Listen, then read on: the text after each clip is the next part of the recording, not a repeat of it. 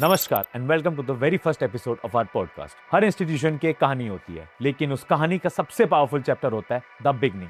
और किसी भी कॉलेज की बिगनिंग लिखता है उसका फर्स्ट। आज का एपिसोड एक नॉस्टैल्जिक जर्नी उन लोगों के साथ जिन्होंने 2003 में एसडीसीएच के कैंपस पर सिर्फ एडमिशन नहीं लिया था, बल्कि एक नया ट्रेडिशन, नई लेगेसी और एक नई आइडेंटिटी की फाउंडेशन रखी थी। So today we celebrate the pioneers of 2003, the batch that had no seniors, no roadmap, but had the courage to carve its own path. Welcome to the first batch legacy. Let's dive into the stories, memories, struggles, mischief and everything that made those 5 years unforgettable. और इस journey को याद करने के लिए आज हमारे साथ हैं उसी हिस्टोरिक बैच के एक जाने माने नाम डॉक्टर ध्रुव अरोड़ा। डॉक्टर ध्रुव अरोड़ा एक एकम्प्लिश्ड इम्प्लांटोलॉजिस्ट और प्रोस्टोडोंटिस्ट हैं और एक ऐसे प्रोफेशनल जो सच में मल्टीपल हेड्स पहनते हैं, क्लिनिशियन, मेंटोर, एंटरप्रेन्योर और एक प्राउड एल्यूमिनस जो अपनी रूट से स्ट्रांगली कनेक्टेड हैं। So today we take a trip down memory lane with him from the early days of 2003 to the journey that followed. Welcome to the first batch legacy. Hello sir, hello ma'am. Welcome to our podcast. It's truly an honor to have both of you here. सबसे पहले वहीं से शुरू करते हैं जहां से कहानी शुरू हुई। जब आप 2003 में पहली बार कैंपस के गेट पर आए, तब कौन सा ऐसा एक्सपेक्टेशन वर्सेस रियलिटी मोमेंट था? तो 2003 में जब कॉलेज के गेट में एंटर किए तो बहुत मोटिवेशन था कि कॉलेज लाइफ में जा रहे हैं, बहुत अय्याशी करेंगे, ऐश होगी, घूमना फिरना होगा, पढ़ाई लिखाई नहीं होगी। बट घुसने के बाद तीसरे चौथे दिन से रियलिटी सामने आने लगी। पता चला कि BDS is not an easy task and धीरे धीरे करके उसके अंदर इतना एंग्रॉस हो गए कि वो 5 साल कैसे निकल गए पता भी नहीं चला। फर्स्ट बैच होने का मतलब था कि गाइड करने के लिए कोई सीनियर नहीं था आपके पास। तो आपके सरोगेट सीनियर कौन बने और आपने कैसे फिगर आउट किया कौन सी बुक लेनी है या वाइवा कैसे सरवाइव करना है? तो चूँकि सीनियर हमारे थे नहीं तो बट हमारे बड़े अच्छे डेमोन्स्ट्रेटर्स थे, बीडीएस डेमोन्स्ट्रेटर्स थे। कुछ के नाम भी मैं लेना चाहूँगा, डॉक्टर सौरभ सिंह थे, डॉक्टर अंशु शर्मा थे। तो इन लोगों ने बड़ा स्टेप बाय स्टेप हमें गाइड किया और सिर्फ गाइड ही नहीं किया, ये भी बताया कि बचना कैसे है, गलत क्वेश्चन से कैसे टीचर को अपनी तरफ घुमाना है, कौन से वाइवा में कौन से नंबर पे एंट्री करनी है, कहाँ बोलना है पेट खराब है, कहाँ बोलना है नहीं है। ये सारी चीज़ें उन लोगों ने बहुत अच्छे से गाइड करी। That's actually very relatable sir. चलिए थोड़ा नॉस्टैल्जिया में चलते हैं। ये 2003 का जमाना था, ना इंस्टाग्राम और गूगल भी बेयरली यूज होता था। क्लिनिक्स के बीच आप टाइम कैसे स्पेंड करते थे और वो कौन सा कूल हैंगआउट स्पॉट था जो शायद अब एग्जिस्ट नहीं करता? तो क्लिनिक के बीच में टाइम स्पेंड करने के लिए उस टाइम पे एक लोकल साइबर कैफ़े होते थे जहाँ पे जा कर के हम ईमेल देखा करते थे जिसमें कुछ नहीं आता था स्पैम के अलावा। और ऑर्कुट बड़ा फेमस हुआ करता था उस समय, तो ऑर्कुट के थ्रू नए नए लोगों को ज्वाइन किया करते थे।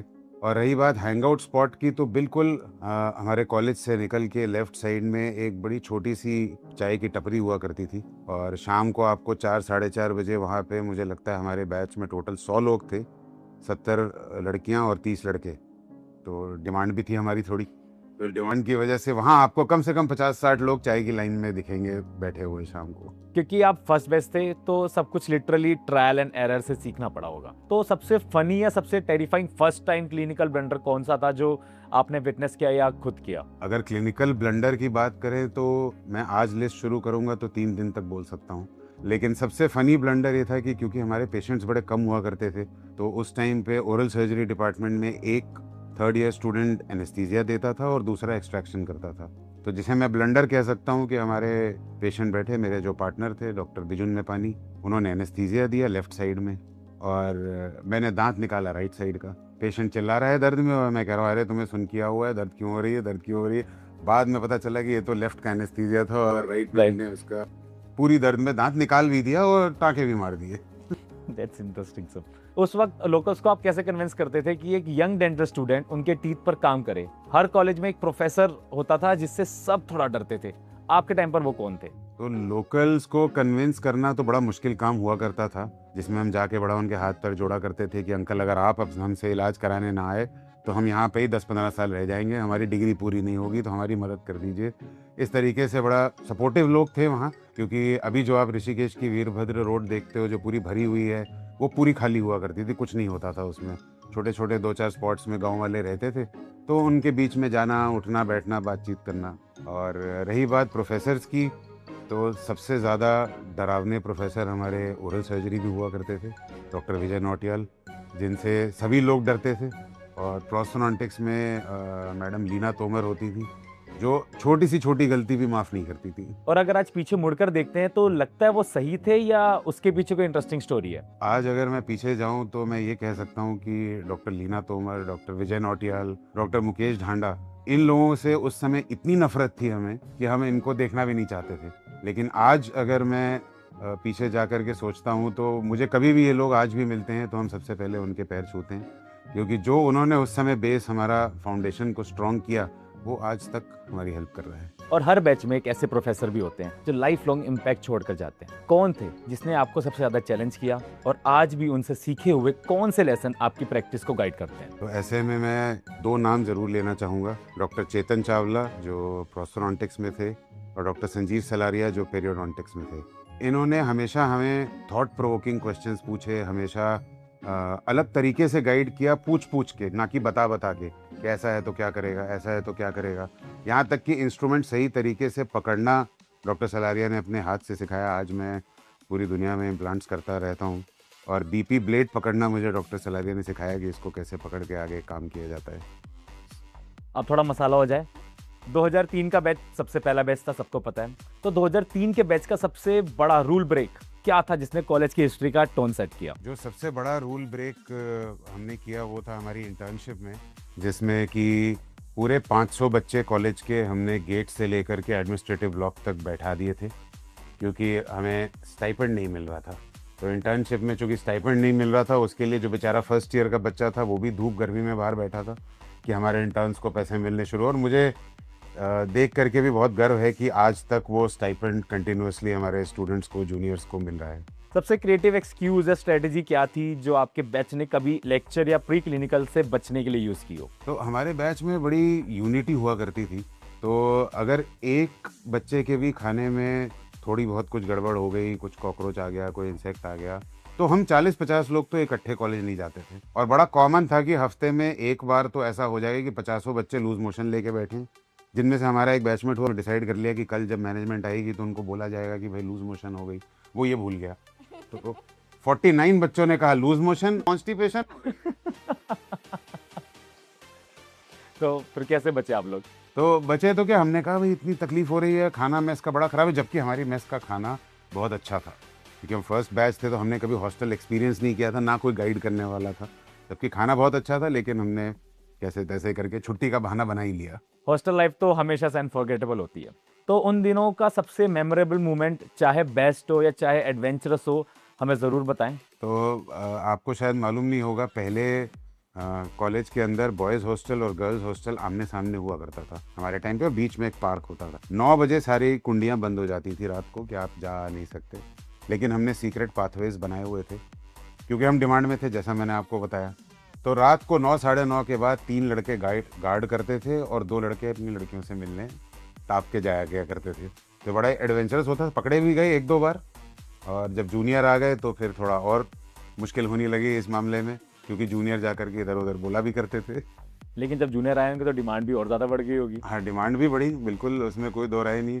लेकिन जो वहाँ माहौल रहता था हॉस्टल के अंदर, कि बॉयज़ हॉस्टल स्पेसिफिकली, जिसमें लड़ाइयाँ बहुत ज़्यादा नहीं होती थी, लेकिन हाँ, इकट्ठे कॉमन रूम में बैठना और 60 लोग कॉमन रूम के अंदर बैठे हुए हैं, जूनियर सीनियर सब आपस में ताश खेल रहे हैं, पत्ते खेल रहे हैं, ये सब हुआ करता था, बड़ा मज़ेदार। चलिए अब बात करते हैं जल तरंग की। उस वक्त का जल तरंग कैसा होता था? कुछ behind the stage stories share कीजिए। तो बिहाइंड द स्टेज ना हमारे यहाँ ऐसा होता था, जल तरंग नाम नहीं हुआ करता था उस समय, हमारा फेस्ट होता था। तो पहले तो लड़ाई होती थी, सबसे पहले इलेक्शन होता था कि जल तरंग चलाएगा कौन। 100 बच्चे हैं फर्स्ट बैच, 100 बच्चे सेकंड बैच, तो अब ये जल तरंग को चलाएगा कौन, उसके लिए इलेक्शन होती थी। इलेक्शन कैंपेनिंग होती थी, कैनवसिंग होती थी, क्योंकि ऋषिकेश में आपको पता है नॉनवेज और अल्कोहल नहीं मिलता है, उसकी फ्री सप्लाई करानी पड़ती थी, तो वोट मिल जाया करते थे। तो प्रॉपर पॉलिटिशियन की तरह वहाँ पे वोट बैंकिंग होती थी, और बड़ा ज़बरदस्त कंपटीशन और फाइट हुआ करता था जल तरंग में, क्योंकि स्पोर्ट्स और कल्चरल इकट्ठे हुआ करता था। जैसे आपने बताया कि पहले जल तरंग नाम नहीं होता था, तो क्या होता था पहले, क्या बोलते थे उस फेस्ट? तो हमारा कॉलेज फेस्ट हुआ करता था, ऐसा मुझे बहुत स्पेसिफिकली नाम तो नहीं याद आ रहा है। और अगर आज के जल तरंग को देखें तो क्या चीज़ है जो आपको डिफरेंट लगती है, और क्या ऐसी चीज़ है जो कभी चेंज नहीं होनी चाहिए? जो यूनिटी सीमा डेंटल कॉलेज के अंदर रहती है, बच्चे जब आपस में मिल के ये प्रोग्राम ऑर्गेनाइज करते हैं। हमने बड़े बड़े कॉलेजेस के इवेंट्स देखे हैं जिसमें इवेंट मैनेजर्स आते हैं, वो गाइड करते हैं क्या कैसे होगा, क्या सीक्वेंसिंग होगी, क्या कॉस्ट्यूम होगा। सीमा डेंटल का सबसे स्ट्रॉन्ग पार्ट है उसके बच्चों की यूनिटी, जो कभी ख़राब नहीं होनी चाहिए और हो भी नहीं रही है। बड़ी अच्छी बात है, आज इतने 20-22 साल के बाद भी हम वही चीज़ वहाँ पे देख पाते हैं कि लोग आपस में कोऑर्डिनेट करके उस इवेंट को ज़बरदस्त तरीके से सक्सेसफुल बनाते हैं। आपने उस इक्विपमेंट पर सीखा है जिसे आज के स्टूडेंट शायद विंटेज कहेंगे, और आज आपको सिर्फ 2003 की टेक्नोलॉजी यूज करके एक रेस्टोरेशन करना पड़े, क्या आप अब भी इजिली पुल ऑफ कर पाएंगे? बड़ा ही टफ सवाल है ये बट हाँ, अगर 2003 की सारी टेक्नोलॉजी यूज़ करके काम करना पड़ा तो थोड़ा मुश्किल होगा, बट पुल ऑफ तो कर लेंगे। बट शायद आधे घंटे के काम को 2.5-3 घंटे तो लग ही जाएंगे। पर हो जाएगा। आज आपके बैच के लोग दुनिया भर में स्प्रेड हैं, कोई टॉप कंसल्टेंट बन चुका है।